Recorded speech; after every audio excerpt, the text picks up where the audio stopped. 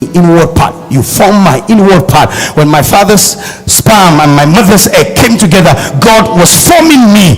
You covered me in my mother's womb. You covered me and said, this one will be a boy, this one will be a girl, these ones will be twins, these ones will be triplet. God has it all planned. Verse 14, hear me. And then you want to succeed without God? I will praise you, for I am fearfully and wonderfully made. Marvelous are your works, and my soul knows that very well. Some of you look at yourself. If you are God, there are things you want to change, but hear me, you are fearfully and wonderfully made. Any head that sits on this body, not this head, can't fit. Any eyes that is fixed on this skull, if it's not this eyes, it can't fit. No nose can fit this body, no legs can carry this body. You are fearfully and wonderfully made. Leave that verse for me, please. I will praise you, for I'm fearfully and wonderfully made. Marvelous are your works. My soul knows that. You need to know. Yes, I know that one of you. I know that you are a masterpiece designed for a purpose. Somebody may not like you because you are too short. Somebody will treat you as their king. Somebody may not like you. Hello, you didn't hear me very well, because they think that you have a big breast.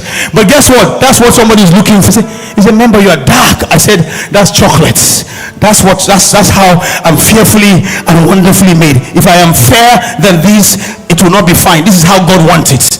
So when I go to buy cream, I say, don't give me anything that will bleach me. I just what will maintain the real color,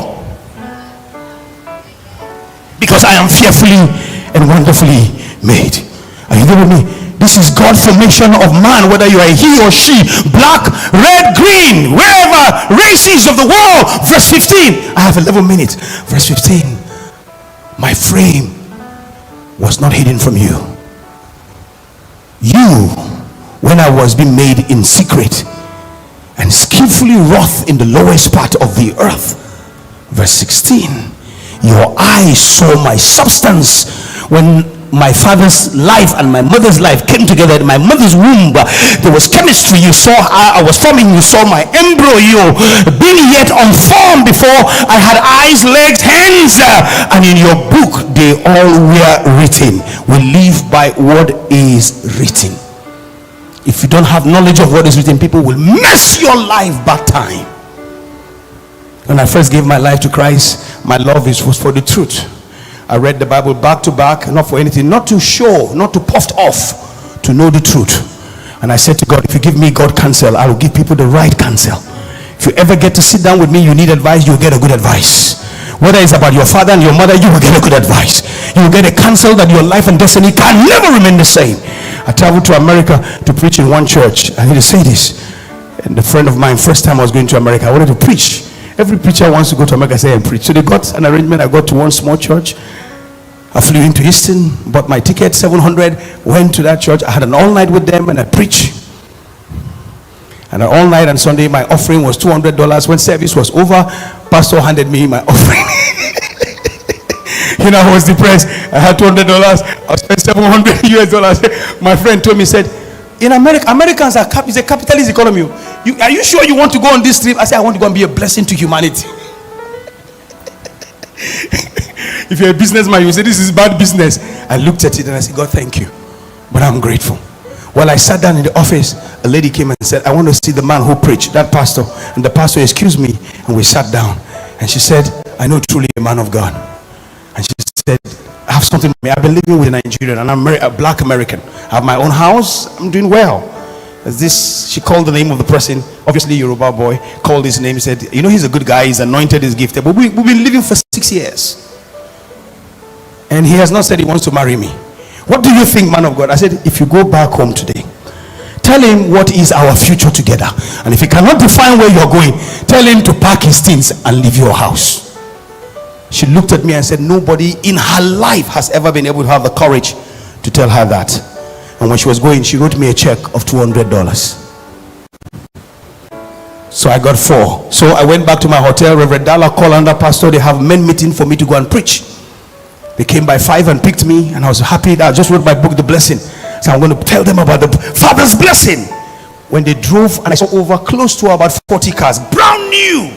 Those guys are loaded. I say, hey Allah, I I came with 5 slices of bread and 2 sardine fish. It looks as if I'm broke. These guys are more blessed than I. But I gathered courage and I spoke in tongues till I entered that place. For 1 hour I spoke in tongues until the pastor introduced me, and I came for 45 minutes and I preached on the Father's blessing. And I said to them, if you are here, you're not in talking terms with your father, do everything to get your father blessings before they part, before your father ever leave. If not, you will leave a major hole in your life for the rest of your life. When I finished, a gentleman came to me. 2 men, pastor said, 2 men wants to meet with you. I sat down and he said, Pastor, you just said something. My mom died. My father spent so much and sent me to school here. All of those guys are Nigerians and they're doing very well in Houston. Very well. The pastor has a hospital. They're doing very well. Those were the said guys their father sent them, and they were not rascals. They went and they took charge.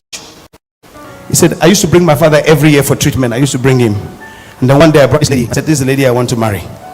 And the father said to him, watching the girl come in, he said, my daughter, my son, I see danger. I'm in love. I'm in love, Daddy. He said, I see danger. And he said, 10 years later, what my father told me happened. She filed divorce. She took half of all I've got. And guess what? When I married her, she made sure that my father never came for treatment. My father's health, who trained me, is bad. I can't talk to him. He doesn't pick my call.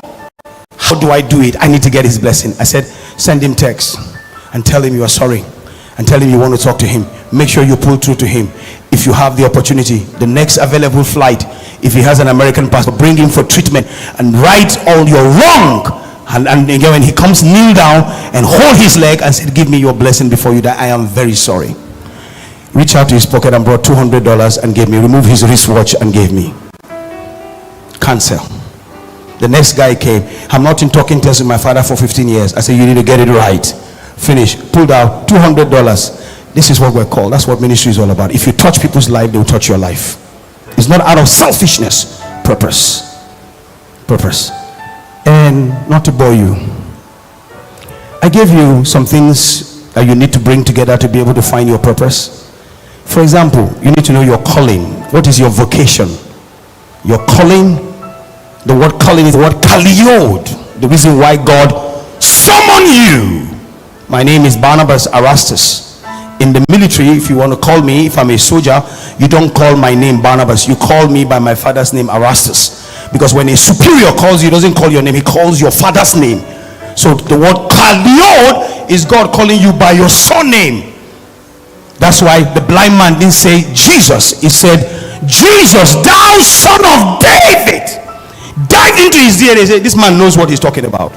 He touched me and Jesus stood still and said, what do you want? Your calling, your vocation, very important. Your passion. What do you have passion for? You went to university, you read accounting, but you have passion for computer. Your passion, your purpose is in your passion. What is that thing that makes you wake up, stay awake? What is that thing that you love to do, that you're willing to burn the midnight oil for? That's where your purpose is. What your anger? What is that thing that angers you? What is that thing? When somebody cheats somebody, you get angry. What are the things that you're angry for? People living in darkness. What is the thing that your anger has indicator to your calling? Your educational qualification, whether it's a diploma, master, PhD, somehow will be needed. The reason why God couldn't use Peter to take the church further, Peter was a fisherman. He didn't have formal education. But now he has to catch a man by the name of Saul of Tarsus, who was, in our own term now, what you call son, who is well knowledgeable to describe the body of church and give him insight. Nobody planted more church like Paul the apostle because he was more knowledgeable. Peter had power. His shadows were healing. That's all he could do. Heal the sick, cast out devils. Hear me very well. Then your giftings. You have to look at what are your giftings. What are the things that God gave you? Some of us, we can talk. Some of us, we can teach. If I'm not preaching here, I can anchor an event. I can make people laugh. Hello. If I am not here, I'll be in the classroom. When I come first, the guys that come second, third, they all have PhDs in physics. Hello. And they're teaching in university. I'll be a lecturer in the university teaching. Maybe geography or physics. Hello. But this is what I am pre-called for. This is my destiny. This is my purpose. This is my assignment. And then your pain. Sometimes your pain is an indicator. What are the things that pained you? Pain. pain. When I clocked my 48th birthday, my pastor sent me a book, my birthday gift. And the book said, Pain, the Classroom of Growth. I got the book, I tore it, I didn't read it, I kept it. In my mind, now I need to be successful. The Ambani put down success and prosperity. I would have read it. What have to do with pain? I've gone through a lot. I'm a barrack boy, raised in abject poverty. But hear me very well. 2 years later, I was going to need it. The classroom of pain. And this is what Dr. Samuel said about pain. You can never be promoted in your life until you go through pain. Pain is what prepares you for your next promotion. If I want to know who you are, what you become, I find out what are your pain. What are your pain? Can you imagine a boy that is born, his mother died and left him at the hospital bed, gave birth to him and passed on, and then a few years later his father died? Can you imagine a child that is born knowing who his father is or his mother? Malu in Yobe means person who, Malu means somebody that was given birth after his father passed on. So sometimes the circumstances around your life as you grow up, all of those pain, God factor it for your assignment. You came out of a broken home and you watch a father abuse a mother and beat her hell. You were raised in a home where the woman is the man and the man has become woman. Hello, something inside of you said, this is not right. I'll get it right. I'm going to be a counselor. I'll teach men to be men. I'll teach women to be women. Something in your life will adjust some things and help you. You think it's a lie? David is my good example. Pain, after pain is promotion. Don't ever feel bad when you go through pain, but please make sure don't suffer for foolishness. Don't suffer as a thief. Don't suffer as a murderer. Suffer for your revelation and suffer for what you believe. Any good example? David is my good example. The 8th son of Jesse. Prophet Samuel came in the house of Jesse to anoint the next king, and guess what? Jesse called 7 sons and forgot 1 son. Can you imagine? In this part of the world, fathers and mothers don't play with their last child. You don't play with your last child. There's a connection with any child that is light. But Prophet Samuel came to anoint the next king. Jesse forgot. He summoned 7 boys and forgot David. Out of your children, you know when they ask you about your children, there's some people you name some people, and there's some you just forget that they exist. Watch them. There's greatness in their destiny. Samuel came with the oil. Samuel was confused. He saw one that was called Shammah. He had the body, brought chairs. He said, this must be it. The Holy Spirit said, you are looking at the outward appearance. God is looking at the state of the heart. Even all of these I have not chosen. And then Samuel said to him, is that all? And the most painful part is if your father forgot you. None out of 7 brothers to say, Baba, if it's old age, David is not here. You know why they couldn't mention David? 7 of them came from a different mother. David's mother, David was a product of wedlock. And how can they bring him? How can God do anything with him? But you see, when God wants to honor you, Prophet Samuel said, then Jesse came and said, there's one, but he's a Fulani boy. He's sleeping with the animals. He smells. When he comes in here, he smells. And then Samuel said, we shall all be standing until the one who is chosen come. I don't know whether David went to Zaria. I don't know whether he went to Kano. But I don't know for how long they were standing. You didn't hear me? When God wants to anoint you, your father, your mother, everybody was standing until David showed up. Oh, I love this stuff. You didn't hear me? And he showed up. He said, this is the Lord anointed the next king of Israel. He was just 17. Watch, see how pain. While he was locked up at the backside of nowhere, he killed a bear. 17-year-old boy kill a bear. Can you imagine a 17 has to face a bear? One slap from a bear will chop off your head. David killed a bear. It was part of the pain to prepare him to face the lion. When he killed the bear, the next time he killed the lion, it was part of preparation to face Goliath. Those ones that they stayed in their house, their mother were Ajibota. When it was time to face Goliath, all of them ran. But the guy who killed a bear said, I faced a bear. I know Namutu Mujezwa. Let's go. I faced a lion before. Look at this Goliath. I will kill him. They said, David, back at the Lafia, are you running fever? This man went to war college in America. Special Forces Green Beret. They read his CV. David said, let me read my CV to you, King Saul. I was taking care of my father's sheep. A bear came, I killed it. A lion came, I killed it. Even this guy, I'll bring him down. He killed Goliath. And Saul made a promise and made him his son-in-law, gave him his daughter. From sitting in the wild in the bushes, now sitting in the palace and sitting with your father-in-law and eating in the villa. You don't understand. The only person who ever taught David The love of a father was King Saul, not his father. He got love not from his father, he got love from King Saul. Loved him, gave it his daughter, and showed him love. All of a sudden, Saul knew that David was his replacement. Go and find out. Saul had 22 attempts on David's life to kill David. How can somebody show you love and love you and then all of a sudden wants to kill you? Hear me very well. One day Saul had partial madness, and the only person who has answer to that, be careful how you treat people. You will run into trouble tomorrow. The person you disdain and disrespect will have the answer. Oh, you didn't hear me very well. I don't like to talk about men of God. When you talk about men of God, you bring sickness on your life. If you like, go and meet any other man of God. God will do it in such a way that nobody can heal you except the man you insult. When you want to walk out of a man of God, please mind how you close the door. If you're walking out of anybody, close the door quietly. Because if God wants to punish you, what you will need in your life to succeed, God will leave it in that door that you shut. And it's how you went. If you went with rude and being stupid and being silly and bang the door, shame will let you open the door and you'll be stuck for the rest of your life. Be careful how you treat people. Oh, I'm preaching good stuff. And they brought David. David is playing his instrument. Let's play this. He's playing. Play something. He's playing his instrument. He's playing his instrument. Let's play something. He's playing something. Now I see the Lord. I see the Lord exalted high above the worship. You know where he landed? When he was left alone and it's dark, he puts fire.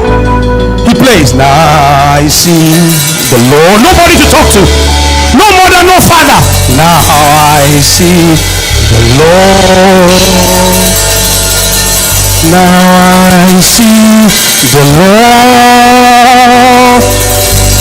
exalted high above the worship of the people of the world. I see the Lord. I see the Lord exalted high above the worship of the people of the world. I see the Lord. Because his heart was right, God put some anointing on that song. So when King Saul had partial madness, the doctors can't fix it, and the only person they could bring is David. And when David, give me chair. When David came, give me chair, put the chair here. When David came, he came with his harps. Madness, partial madness on Saul, and he sat down. Now I see the Lord. As he sings, every wicked spirit left Saul, and Saul came into himself. The same person you are trying to kill has answer to your prosperity and your. Now I see the Lord. Now I see the Lord exalted high above the worship of the people of the earth. I see the Lord. Now he's learned wisdom, because this man wants to kill him. He's worshiping but with his eye open. Now as God begins to lift you and raise you, you have to force yourself to be humble. And as Saul got himself, Saul pulled a javelin. He was going to pin David to the wall. That's why when you stand before great people, don't be standing too tall. Javelin will pick you. You must learn how to judge on your way to greatness. Ubok, you're a colonel, you want to be a brigadier general. When you talk to other general, when you talk to them, bow down. You must know how to dodge, because javelins will come. You know, hello. Now I see the Lord. Now I see the Lord exalted high above the worship of the people of the world. Anytime he goes to the Lord, pass over his head. The reason why some of you won't last, the man who is your boss, who is going to write your CV, the man who is going to be the person that will be the next person that will push into your destiny, you are standing tall and tall with them. When they throw their javelin, it will pick you. And all of that was to prepare David for the throne as the next king. And not only the next king, one of the greatest king of Israel, that Jesus Christ had to come through him. Pain. Then I spent 2 chapters and I called them marriage on purpose. You marry on purpose. Please don't just marry somebody because you pity them. Marry on purpose. The word purpose is the reason why something exists. The word purpose in French is intente, where you get the word intent, and where you get the word intentus. And the word intentus is not a male, it's a female. Are you hearing me? Now that word purpose in English is therefore, wherefore. When you read a book and they say therefore, find out therefore. Therefore means because of this. Wherefore, I say all of this to say this. The Greek word for the word purpose is the word tuto. It's spelled T-O with an hyphen and double T. Tuto. And you know what it means? That thing. Your purpose is that thing. There's that thing. Only you can do it. There's that thing. You hear me very well. There's that thing. If not you, everybody can get it right. Find that thing that God gave you. Find that thing that God gave you. God gave you something. Our faces are not all the same. Our heights are not all the same. Our thumbprints are not all the same. Our thumbprints are not all the same. Find that thing. You are not a mistake. I know your father and your mother said they didn't plan to have you, but hear me very, I just told you, behind the scene, the master was working behind the scene to bring you here because you've got something. I don't know who I'm talking to. You may not be driving it, but you've got something. You may not be smelling it, but you've got something. Don't have a house yet in Metara, but you've got something. I don't know who I'm talking to. You may not be beautiful, dark like somebody from Kwa, dark like somebody from Baju. I don't know what I'm talking about, but you've got something. I don't know who I'm talking to. You may not be tall and fair, but you've got something. You were born in the taxi on the way to the hospital. You've got something. You were born in UK. You've got something. You were born in Tafabalewa village. You've got something. I don't know who I'm talking to. Don't let anybody put you down. You are fearfully and wonderfully made. Find that thing. When you find that thing, you will be the attraction of your world. I didn't push anybody to get here. I didn't fight anybody to get here. It's just by my journey of loving God that brought me here. And I have no intention to put anybody down to get to where I'm going. Your pain is an indication of your destiny. Marry on purpose. Please marry on purpose. And let me tell you one thing. God gives you money. There's a chapter, money on purpose. Until you understand the purpose of a thing, God knows if you don't know it, you are busy, you will suffer. And what is marriage? I close. Marriage is, I defined it as a coming together of two people coming together to live their life for mutual benefit. Marriage is not transaction. You have a wrong perspective of marriage. Hey, I've been married since I married, what I get? That's transaction. Marriage is not transaction. Everybody brings something. You hear me? Everybody brings something. Everybody brings sacrifice to build. And the purpose of marriage is number one, companionship. God gives you companionship, gives you a friend. And in the early part of your life, you enjoy yourself and enjoy sex so that the marriage is solidified. So that when you are 60, 70, you are so strong. You have bonded very well. Nobody can throw you apart. Number two, sexual fulfillment. I took time to explain the whole journey of sexual fulfillment. And there are 22 benefits why God gave us marriage within the confinement of marriage. If you don't marry the right person, I'm sorry, it will affect your purpose. You will not be able to fulfill your purpose. You will not be a happy person. You will die before your time. Because guess what? They won't give you all that you need. They won't give you all the support you need. When you get married, you bring support. Everybody brings support. Everybody brings something. And you put and you build something that will outlast you.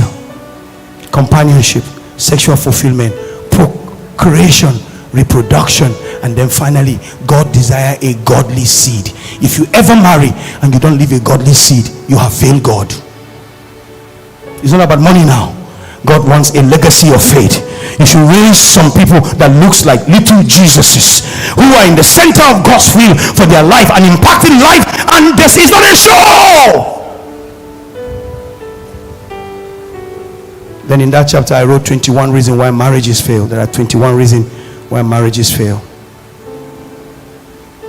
and I'll close with that. Number one, if you're not wise to handle your in-laws, go and find out. Every people have experience with in-laws, but it's your wisdom and knowledge will be the stability of your time. There are bad father-in-laws, there are bad mother-in-laws, there are bad daughter-in-laws, there are bad son-in-laws. The choice is yours. Number two, most marriages are founded on lies. If you build marriage on lies, it will last. Anything you build on a lie will last. Don't marry any person if you don't love them, because you can't tell me you love me now tomorrow you don't love me. It simply means you never loved me from the beginning. You just tricked me. Hello, are you there with me? And number three, finally, the reason why marriages fail is selfishness and greed. I told you some people, marriage is transaction. Marriage is not transaction. Any relationship that is transactional, please run away from it. And the reason why most marriages fail is selfishness. And hear me very well, we are coming to the end of time. I'm going to take a whole month in November or September and teach you the signs of the end time. As the time gets to the end, as we get to the end of time, Paul said to Timothy, perilous times will come. The times will be very difficult and people will become very difficult. And one of the things is that they will be selfish. Ask your neighbor, are you a selfish person? I'm going to give you 10, 11 reasons if you're a selfish person. If you ever marry a selfish person, you will never go far. Number one, they always dominate conversation. When you are talking, anybody who wants to dominate the conversation, they're very selfish. Because if I'm going to have a communication with you, I should have a feel. You tell me everything you want, but you have not listened to what I want. You're selfish. You must be selfless. In a conversation, if you tell me what you want, you need to find out what do you want from me. But if all you ever tell me is what you want, it's lopsided. You're selfish. Anybody who dominates a conversation is selfish. Number two, a selfish person doesn't give you, they always take. They don't give, they always take. They lack empathy, the ability. They will never understand, they can never know your feelings. They never feel they never have a feel of what you're going through. They have no empathy. They are taking in more than they give out. If you're always taking more than you give out, you're a selfish person. Don't you ever marry a selfish person. Number four, wanting things to be done their way. If you always want things to be done your way and you will never see the perspective of other people, you're a very selfish person. It must be done your way or no way. You are selfish. Sometimes you have your perspective. Find out what do you think? What do you think? This is what I think, but what do you think? Because we all view things differently. We are raised differently by different parents. We went to different school. We have different educational background, and the way we look at things are different. The way you are raised is not the way I was raised. And if you think you came from a perfect home, I think I came from a perfect home. But guess what? If God brought us together, there are some things that you got, and there are some things that I've got. If we bring it together, we raise a better generation.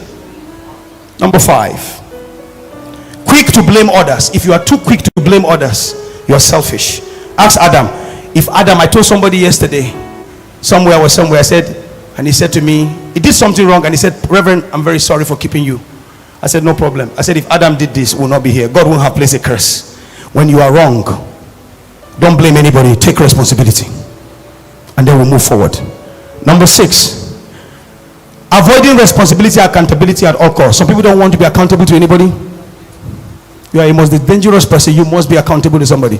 Colonel Ibuk is a colonel. He works with a GOC. He has a brigade commander. You have somebody who's higher than you. You must be accountable. If you're not accountable, you can never go anywhere. I'm a pastor of this church. How money comes into this church, how money is spent. There are 3 people at the end of every month. I don't write the report. Charles writes the report. He has to send the report. My own is to sign it. We send it back. There are 3 people who are looking at how money comes in, how money is spent. I can say, I'm an apostle. Somebody sent you. The person who sent you can remove you. The person who appoints you can sack you. And hear me very well.